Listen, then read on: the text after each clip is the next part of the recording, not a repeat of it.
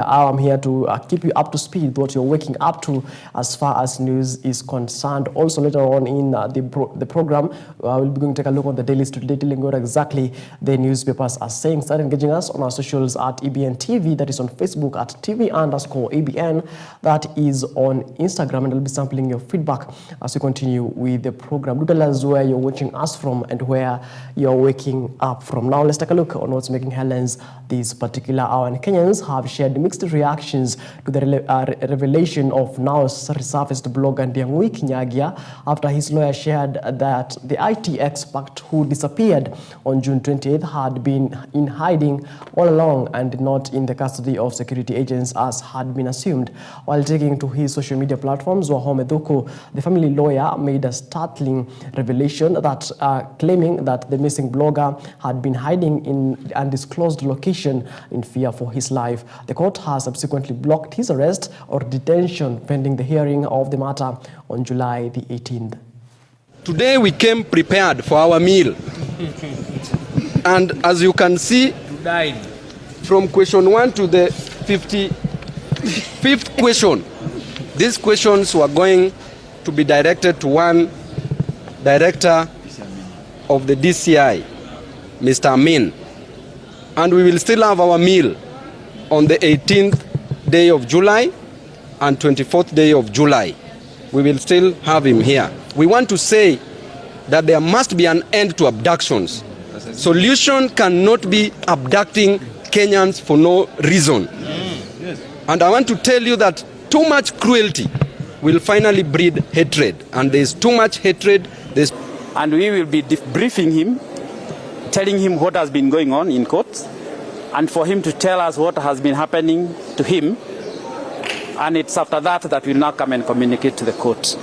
So the order is that we have a moment with him as family and as family advocates. And if need be, that he gets medical attention and that he is not to be arrested by those who said that he is a person of interest until this matter is disposed of. However, the DCI are free to contact us, to contact me and the other the lead counsel for the family. If they want a statement from him, we are ready to record it. My intention this morning was to have him, and I have him. I present him to the Kenyans that he's here, he's alive. So any other thing is now after you people take a fresh instruction. The petitioners are usually found. It is a modus operandi. Every time when they are almost getting to the whole court, the petitioners are found. Now, since the director is here, my lord, we intend. I will give direction. Yes, you are making requests. Yes, I will give direction. But I want first to take into account the need for the family. It's paramount to me. absolutely. We want court to make second condition. We still can ask him to come. But if you want to ask him questions, I'm here, he's here.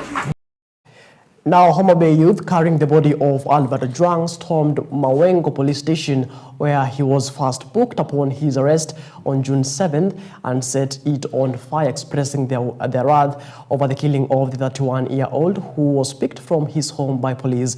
Running and singing dirges, and the youth marched towards the Mawengo police station. Reportedly, the exercise was being carried out to the ward of evil spirits that might disturb his peace. The situation, however, turned chaotic, with the mourners turning into protesters and setting the fire on sections of the police stations. This comes a day after his family held a requiem service on Wednesday, the 2nd of July, at the Ridgeways Baptist Church in Nairobi, where they eulogized him as unproblematic and taken too soon.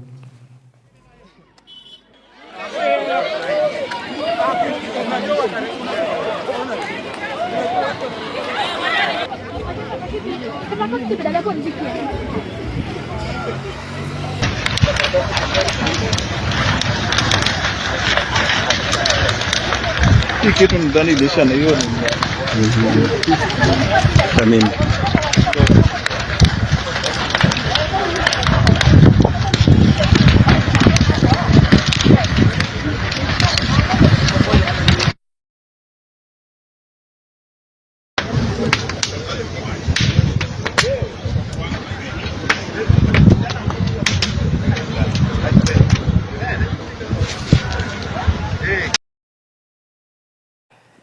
Right now, moving on, former Deputy President of the Republic of Kenya, Rigathi Gachagua, on Thursday rocked Vihiga County with an extraordinary aim of transforming Kenya to a top-notch country, accompanied by other leaders from the DAP-K and Wiper Party. Rooting for more popularity on the Kenyan territory, Gachagua party is gaining new political momentum in order to showcase advanced edition of inclusivity in the 2027 political showdown. I've come to talk to my cousins. Nyinyi mumetumika vibaya for too long. It cannot happen. Nyinyi kazi yenu ni kupiga kura kila mwaka. Mwingine anabeba kura yenu anaenda anauza. Nyinyi mnabaki hapa kwa mataa. Kwani nyinyi hamuna watoto wamesoma? Huyu unatembea ni dume si dume. Huyu malala ni simba si simba. Tumefanya kazi na nchi ya Sudan hapa, Uganda na kwingineko, IGAD, Ethiopia, wapi? Hii serikali ya William Ruto haijui kitu tulianzisha na mzee Kibaki na the late Wamalwa ambacho kinaitwa Vision 2030. Kama ingefuatilia mambo hayo, tungekuwa tumepunguza marudufu umaskini ya watu wetu. Lakini kilichoko ni waporaji. Nimekuwa nikiwaambia kwamba sisi kama jamii ya magharibi ni jamii mbili katika idadi ya watu. Lakini katika masuala ya kitaifa sisi hatuko kwenye meza. Tumesema kwamba 2027 ndio ile mwaka, si ndio? Ndio ile mwaka jamii ya Mlembe inaenda kwa hiyo meza. Na Mwenyezi Mungu ametupatia uwezo, sisi ndio tutabadilisha serikali. Huyu jamaa anamwaga damu ya Gen Z. Anatega vijana wetu nyara, anawaua usiku na mchana. Aende asiende? Ruto na mauaji yake aende asiende? Hapa Luanda alitudanganya ataleta kiwanda kile ambacho kitaunda ile granite factory. Ameleta kweli? Alisema analeta kiwanda refinery Kakamega. Ameleta kweli? Muongo si muongo? Kwa hivyo tuungane pamoja, wananchi watukufu, na mtuunge mkono tukiwa hapa pamoja. Tunaona tuko hapa viongozi wote. Tutafanya kazi pamoja na Mheshimiwa Kalonzo Musyoka na Mheshimiwa Rigathi Gachagua, Mheshimiwa Wamalwa, Mheshimiwa George Natembeya ambaye tulifanya kazi na yeye, Mheshimiwa Justin Muturi, Dr. Mukisa Kitui. Tutatembea sisi wote pamoja kuhakikisha kwamba tumesaidia nchi yetu. Kasongo anahitaji wale watu wanakaa nao, wewe ndiye na waajio vile watamuhandifise. Inawezekana kweli? Ndio mnaona nchi yetu imezorota vile tumekuwa tukiarifiwa kila siku. Now, the Democracy for Citizens Party, that is DCP, is accusing UDA of using state agencies to intimidate opposition leaders in Embu County. DCP officials Joshua Kanake and Steve Simba were summoned by DCI after holding a private political meeting, which some claimed was suspicious. The two say the summons are part of a wider effort to silence dissent, insisting that intimidation will not fix public dissatisfaction within the public. Their lawyer has warned that he will block future statements if police procedures are violated. Nani alilalamika ndio isemekane sisi tuitwe? Polisi wamekataa kuchukua jina ama ni nani mlalamishi, lakini wanasema ni orders from above, mambo kutoka juu. Sasa wametushungusha hapa, tukatuweka round and round, tukingojea ati watuonyeshe wembi, lakini hakuna. Ilikuwa aibu kuwa tumekaa siku mzima kuandika statement ambayo is baseless. Wewe uliitwa na nani? Kwa nini ulikuja mkutano? Ulitoka kwako saa ngapi? Uliambia watu nini? Sasa wanasiasa unawauliza waliambia watu nini? Hata kwa nini walikuenda mkutano? I mean, things that are so baseless. Kwa sababu au maafisa wa ofisi wa DCI walikuwa wakarimu na hakuwa na vita na fujo. Tuliona tuwasikize na tuwaeleze kile walikuwa nataka, lakini kwa kawaida hiyo neno hatutafanya hivyo tena. All right, moving on, the Council of Imams and Preachers of Kenya have intensified calls for the review of the Supreme Court judgment following children born out of wedlock to inherit contrary to Islamic law. The apex court in the case of Fatuma Adman Abud Faraj versus Ruth Faith Mawasi and others upheld the ruling by the appellate court allowing children born out of wedlock to the Muslim father to inherit. Now, CIPK expressed their dissatisfaction with the ruling, alleging that the Supreme Court has decided to compete with Islamic law on inheritance. Now, according to Islamic teachings, children born out of wedlock are not supposed to inherit. They now want the Chief Qadhi's court to be elevated and have more powers to adjudicate Muslim personal status, marriage, divorce, and inheritance matters for Muslims as stipulated in the Constitution. Moja kwa moja ni kupita mstari mwekundu kwa Supreme Court na kupita kinyume na katiba ya Kenya iliyotoa uhuru wa kuabudu, na vile vile kudharau mahakama ya kadhi, na vile kudharau maamuzi ya Mwenyezi Mungu ambapo kwamba ndiye aliyeumba binadamu na akaumba na wao wa Supreme Court ndio wale pia na wao wameumbwa na Mungu na wanaelewa kuna kitabu cha Qur'an, Taurat, Injil na Zabur. Kwa hivyo uamuzi wao ni dhulma, uamuzi wao unakwenda kinyume na dini yetu. Court decision has actually attempted to declare several provisions of our constitution as unconstitutional, and they clearly have no jurisdiction or capacity to do so. The Supreme Court ruling, I end, is mischievous, disrespectful, insensitive, and geared towards social strife and must be vacated. Uislamu kama dini imekataza na imekemea uzinifu za aina yoyote. Badala ya watu kufanya zina, Uislamu ameruhusu kuoa mke moja, mbili, tatu, mpaka 4.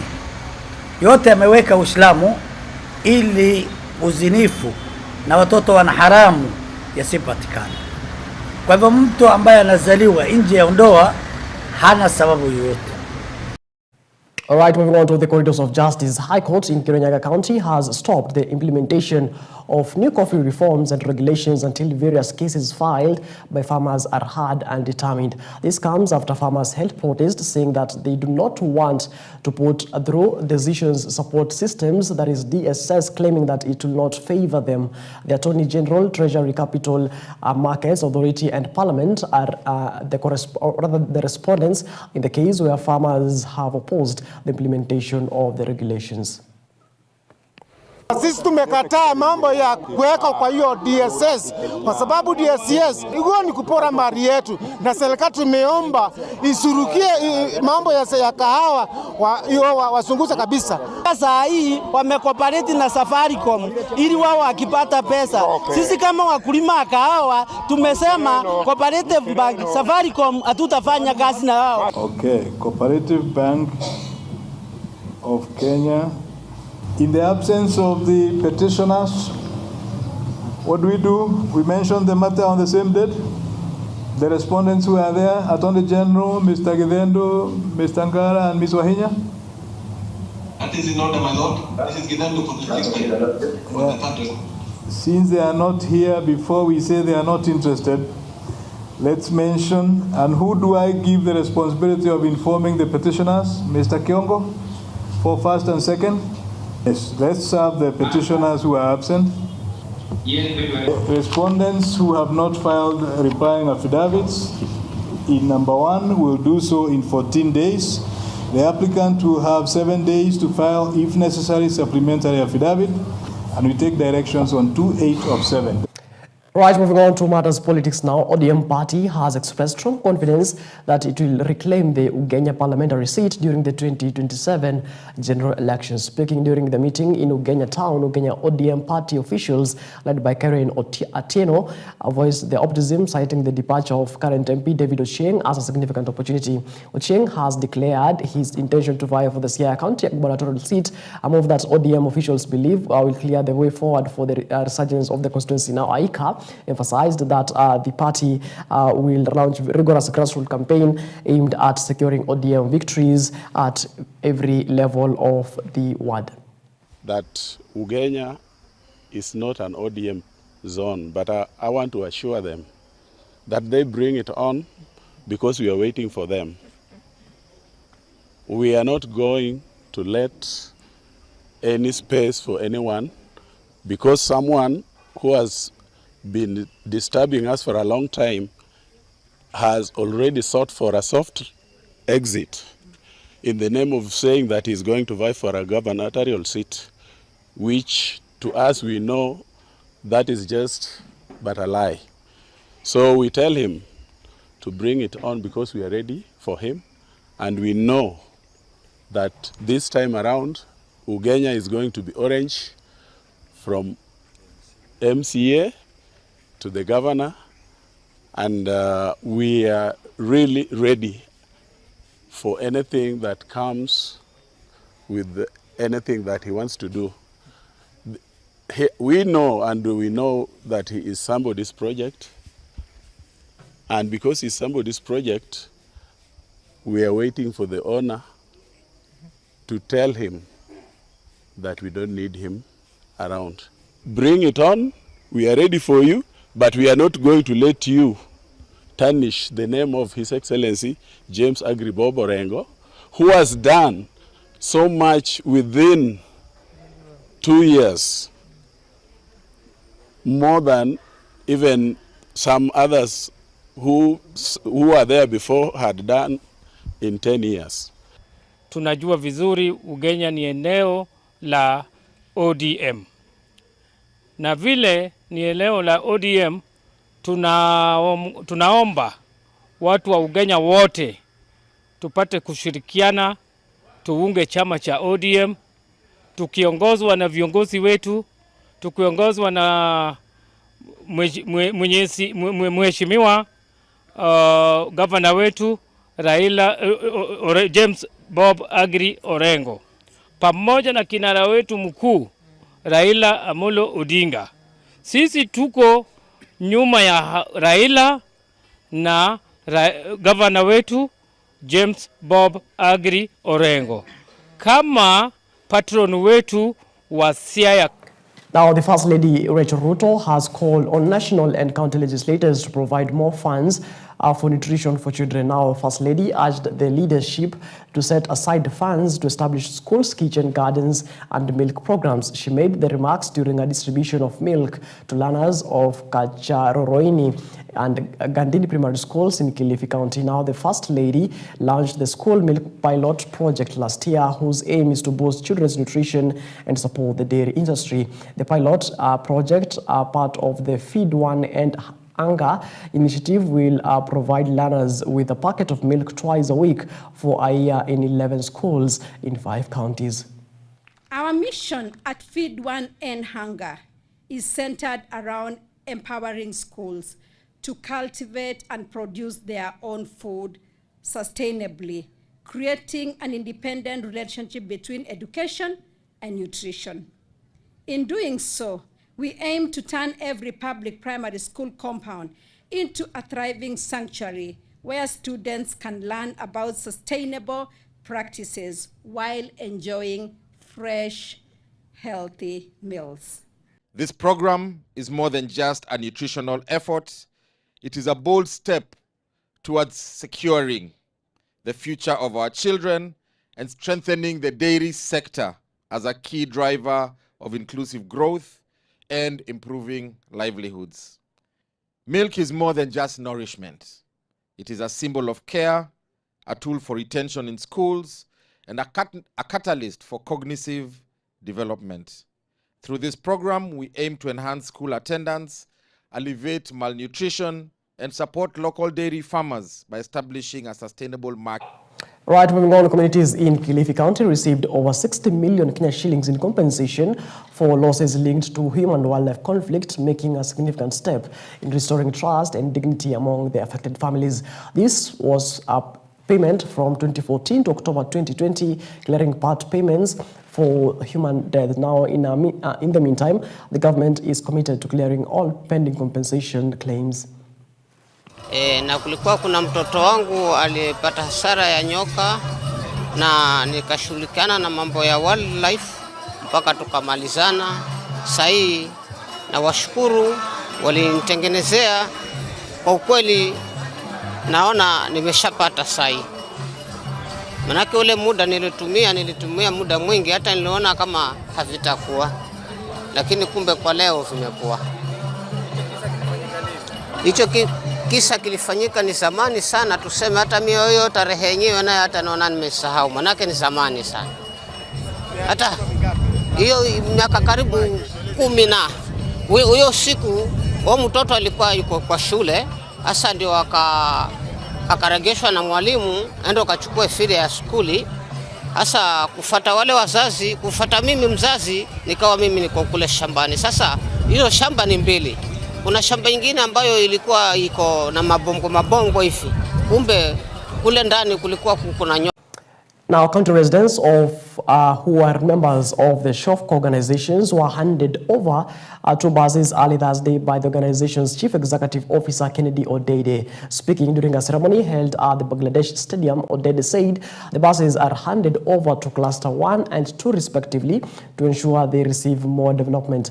Odede also asked Mombasa Governor Abdulswamad Sharif Nassir to provide a piece of land in the Mvita area so that the organizations, which has more than 180,000 members in the county, can build a community center that will have a youth and women's section. Mombasa County leaders led by Governor Abdulswamad Sharif Nassir, Jomvu MP Badi Twalib, Kisauni Member of Parliament Rashid, and female representative Mama Zamzam have thanked the organization for being at the forefront of bringing development to the people.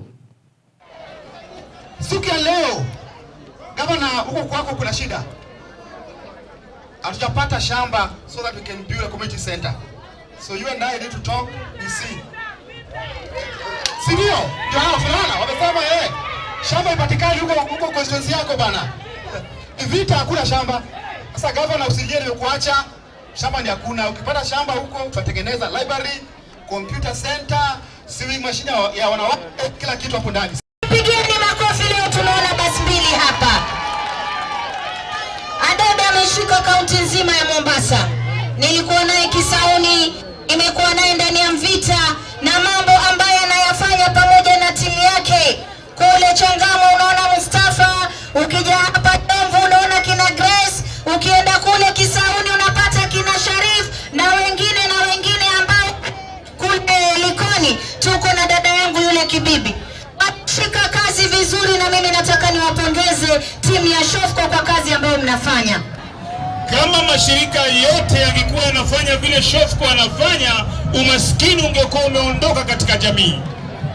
Ken Odede ametujengea holi.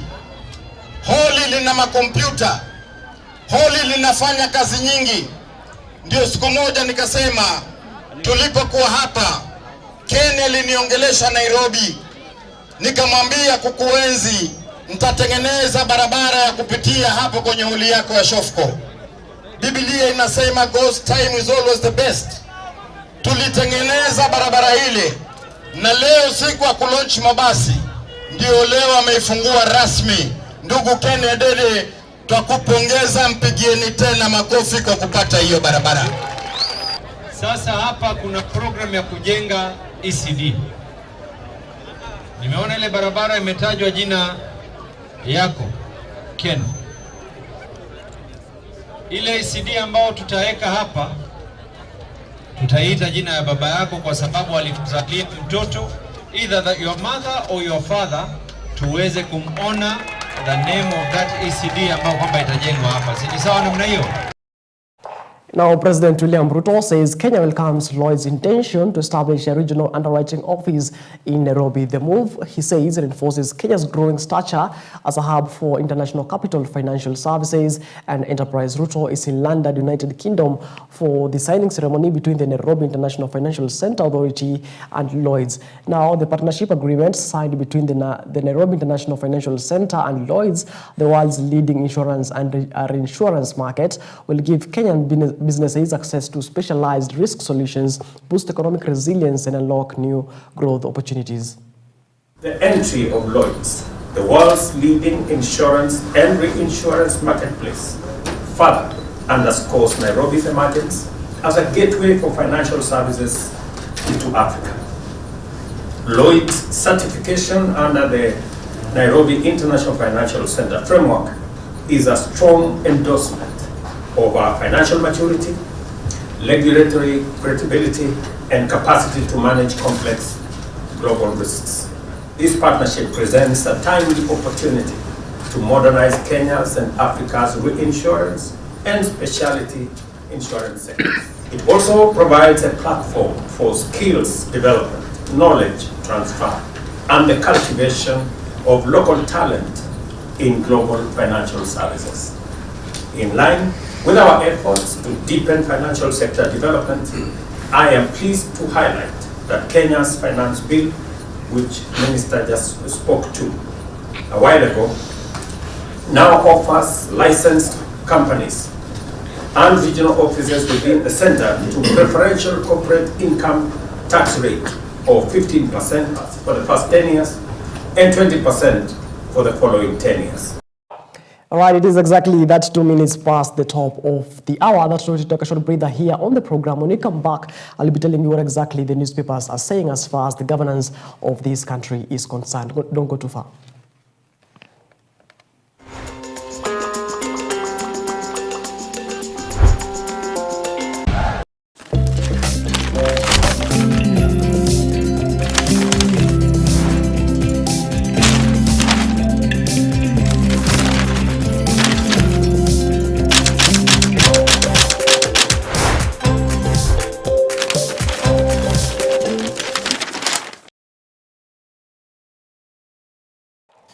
Right, good morning and welcome back. And let's take a look at what's making headlines on the dailies today. I'm having the Daily Nation newspaper dated today, the Standard newspaper, and the Star newspaper dated today, the 4th day of July 2025. Now let's take a look on what's making headlines on the Daily Nation. Now, top story on the Daily Nation says, revealed Ruto's 1.2 billion Kenya shillings charge at State House.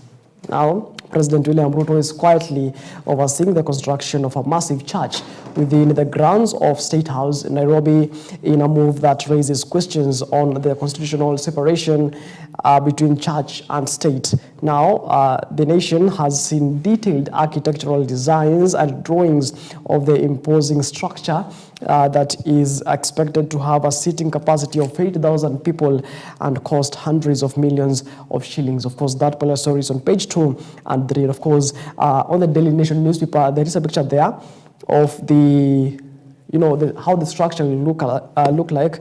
Of course, it is, fancy church as compared to the other churches that we see, across the nation. Now, moving on to other stories. Of course, that particular story you can get it on page 2 and 3 of the Daily Nation. Moving on, just where was the blogger Ndiangui? That's a question on the Daily Nation newspaper today. An IT expert who has been missing for 13 days says he was in hiding, but this has left many unanswered questions. Let's take a look at that particular story on page 6 of the Daily Nation. You'll remember that Ndiangui left his home. He was missing for 13 days, and the family says that there were men who they described as Subaru men who were littering around their home, which made Ndiangui go in missing. The family actually alleged that the police have him.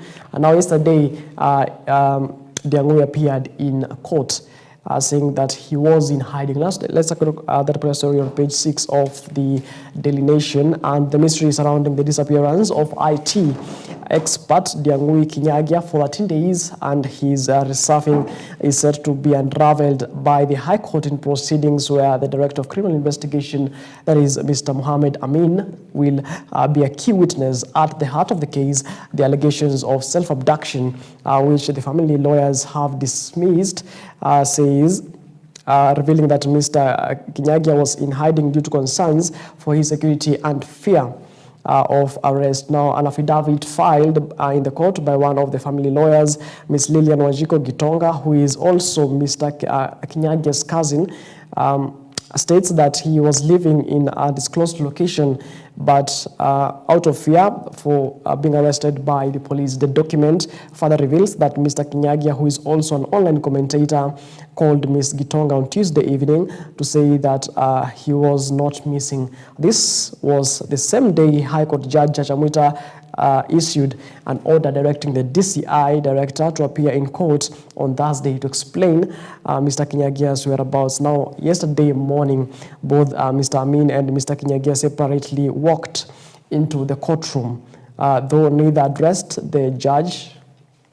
And of course, that particular matter is expected, or rather it was adjourned to July 18th and 24th of this month. Of course, we shall be keeping tabs with that, even as this particular story, unravels. Now, moving on to matters politics, and opposition storms Raila base in scramble for 2027. Now, opposition bigwigs are led by former DP, that is Rigathi Gachagua, and Labour Party leader, that is Kalonzo Musyoka, seek a piece of the Western vote by, of course, that's a story on page 4 of the Daily Nation. Now, controversy, according to the recent satellite imagery, the building is already coming up in near presidential helipads. That's a controversy in the Daily Nation. And on page 10 of the Daily Nation, chapati addiction, just how many is too many? Of course, that's a feature story in the Daily Nation newspaper. You can take a look at it on page 10 of the Daily Nation, dated today, the 4th of July, 2025. Now, drunk killing, outrage as youth storm at Torch Police Station is on page 7 of the Daily Nation. Also, matters held on the Daily Nation, page 3. SHA members are forced to buy drugs out of pocket. Kidney patients at public hospitals across the country are enduring a painful paradox, paying twice for the services. That matters held on page 3 of the Daily Nation newspaper. Let's take a look on what's making headlines on the Standard newspaper, dated today. Now, top story on the Standard newspaper says Diangui puzzle. Now, snatched or in hiding? That's a question on the Standard newspaper. There's a picture there of Diangui yesterday wearing a hoodie, a maroon hoodie with specs, that when he appeared in court yesterday. Now, software engineer Diangui Kinyagia reappeared in court after 12 days, masked and shaken and silent, triggering relief, outrage, and more questions than unanswered. Now, presented before Justice Chachamwita, Diangui revealed fears for his life and signs of trauma as DCI boss Mohammed Amin, under court summons, protested his innocence. Lawyers demanded answers on growing cases of enforced disappearances, with the judge barring Diangui's arrest and ordering a pause, but not closure. The mystery deepens. Of course, that's a story on page 4 and 5 of the Standard newspaper. Now, at matters Albert Ojwang's and his memorial service and the burial body taken to his home county. Now, let's take a look on what's making headlines in that that particular story. Now, Homa Bay explodes over Ojwang's. Now, tears turned to rage as slain teacher Albert Ojwang body arrived in Kakoth village. Grief-stricken mourners hijacked the funeral, stormed the police station and torched it, chanting for justice and denouncing state brutally. Now, that's a story on page 10 and 11 of the Standard newspaper. There is a picture there of the torched police station in their hometown. And of course, protesters carrying, billboards showing that this side is, you know, Mawego police station. They blacked out. They're carrying flag, you know, the flags that are, you know, the police flags that are usually in the police stations. Now, thousands of mourners marched with Albert Ojwang's coffin in Homa Bay County yesterday. They torched the police station where Ojwang was first taken before being ferried to Nairobi. Let's take a look at that particular story on page 10 and 11 of the Standard newspaper dated today. Now, the torching of Mawego police station in Homa Bay County over the murder of teacher and blogger Albert Ojwang marked yet again the escalating anger against the government mourners. And carrying the casket containing the body of Ojwang stormed the station, setting a section of it ablaze in the emerging pattern of torching government installations in a worrying trend attributed to the pent-up anger against the ruling class. Now, a police station is a symbol of authority and law enforcement and maintaining public and order among communities. Now, an attack on a police station is a direct challenge to the authority. Mawego raid is the latest in the series of similar incidences witnessed across the country in the past few days. Last week, several several police stations were targeted in Nairobi, that is in Nairobi, Kiambu, Nyandarua, Nyeri County, Makueni, Kajiado, and Nakuru following the June 25th, 2024 Gen Z anniversary protest. Now, the palpable anger, notes political commentator Professor Gitile Naintuli, is the reaction to government's unfulfilled and broken promises. Now, although he called for restraint, Professor Naintuli expressed fear that the deteriorating relationship between the police and the public risks tearing the country apart. Of course, there is a picture there of the torched structures of the Mawego. Of course, it is a section of the Mawego police station in Homa Bay County where the teacher and blogger Albert Ojwang, who died in the police cell, was first detained. Right? Moving on to matters, Corridors of Justice Court detains police officers in Kariuki's shooting for 7 days. Now, 2 police officers implicated in the fatal shooting of Boniface Kariuki Mwangi, a mask vendor, during the protest that rocked the city on June 17th, will remain in custody for another 7 days. This is after Milimani Principal Magistrate Ben Mark Ekubi allowed the Director of Public Prosecution, that is the DPP, Renson Igonga, request to Constables Clancy Masinde Barasa and Duncan Kiprono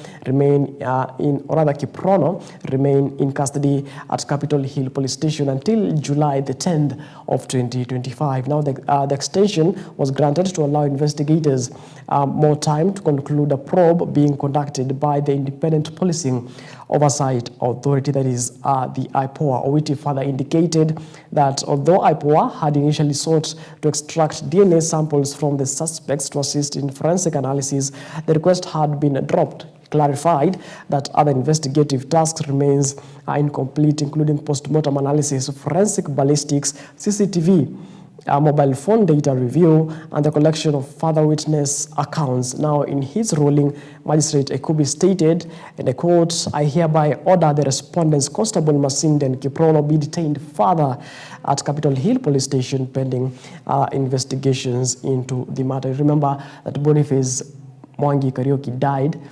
Of course, this week, the doctors said, the doctors earlier said that he is dead, the brain is dead, but later on, after some few days, he was pronounced dead. Of course, may his soul continue resting in peace. Now let's take a look on what's making headlines on the Star newspaper, dated today. Top story on the Star says, major trouble for Kenyan cops, gangs surround Haiti city.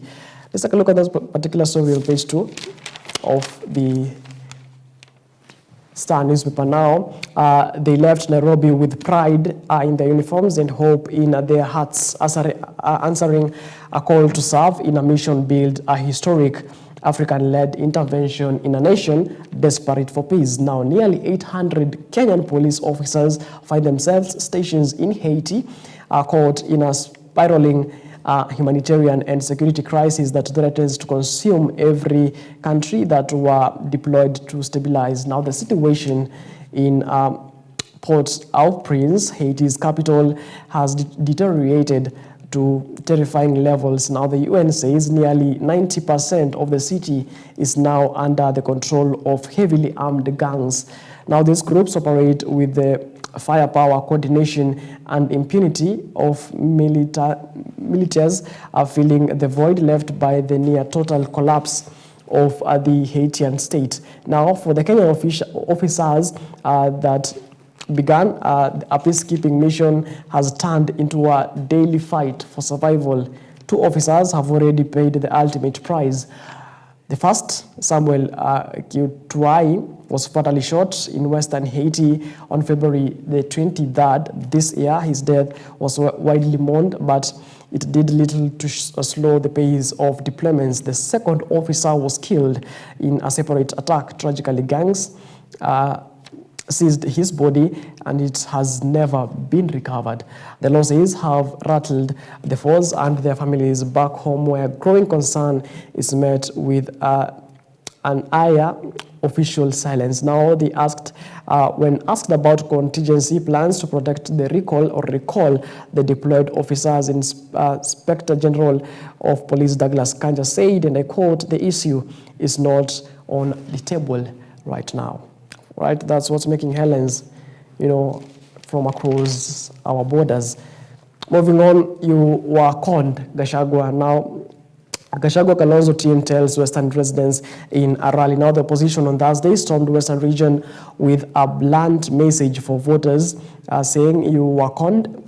In a fiery rallies across Vihiga and Kakamega counties, opposition leaders accused President William Ruto of using the region to rise to power, only to abandon it once in office. Led by DCP party leader Rigathi Gachagua, Kalonzo Musyoka and Eugene Wamalwa, the opposition accused Ruto of political deception and false pledges. Of course, that story on page 4 and 5 of the Star newspaper. Kisii man lynched after killing wife, feasting on her flesh and children. Now tensions has gripped a village in Nyacheki, Basi, or rather Bubasi, Kisii County, after an irate mob lynched a man suspected of killing his wife and allegedly feasting on the flesh, in a chilling case that has left residents in shock. According to local authorities, the suspect, only identified as Ogoro, has also been feeding the remains of his 2 children. Right, that's a story on page 3 of the Star newspaper. Quite an unfortunate story right there. Right, it is 55 minutes past the top of the hour, and that we're to take a short breather here on the program. When we come back, I'll be having a guest. We'll be taking a look matters youth empowerment and what not. Do stay with us for that particular conversation. We'll be back in just a bit.